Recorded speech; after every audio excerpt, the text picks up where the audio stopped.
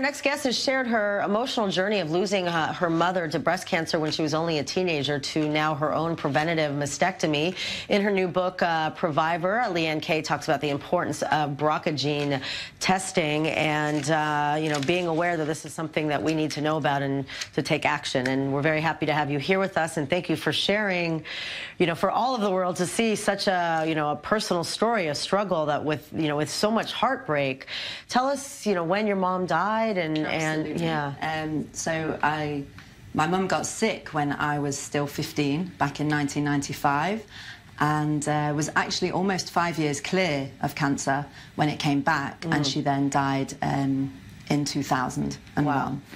So at what point, back then, we didn't even know about the BRCA gene? Well, actually we did. Even at 16 years old, one of the fantastic surgeons that was taking care of my mum mentioned that this is something that I should be aware of, and had hopes for the future that we would be testing on a regular basis. But this was before they had the ability to test. Yeah. So at what point did you, decide in your journey that this was something you needed to find out about and do something about? So I think I always felt that it was something that I was going to find out about, and it was kind of waiting for the quiet time in life, which doesn't always happen, especially in your 20s and 30s, and getting married, emigrating, and getting divorced, and having 3 children. Wow.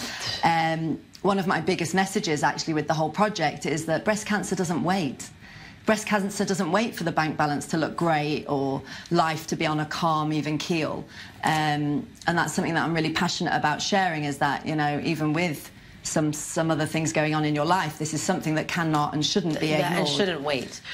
But so my when age did you go and get tested to see if you carried it? So I officially had the test when I was 35, but I had an inconclusive test back when I was 22, 23, back in London before I came to live here in Israel. So it was inconclusive, again, because the technologies have improved so much since then, sort of 2003, 2004.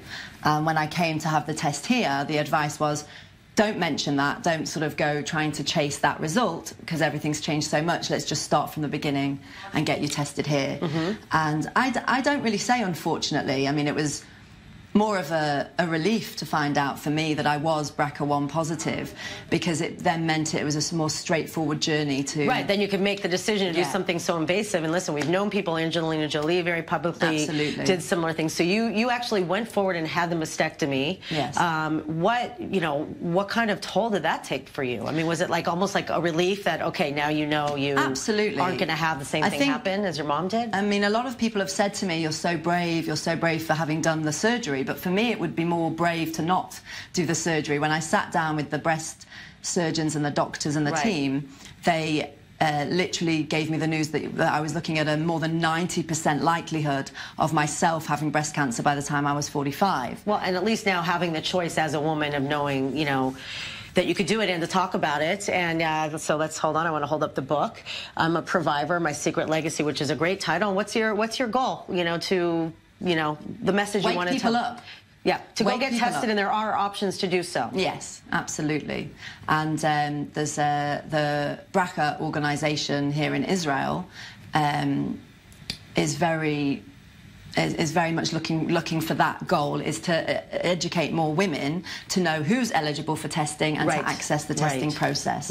And that's something that I'm very passionate about. Well, fantastic. You're doing a great, brave work. And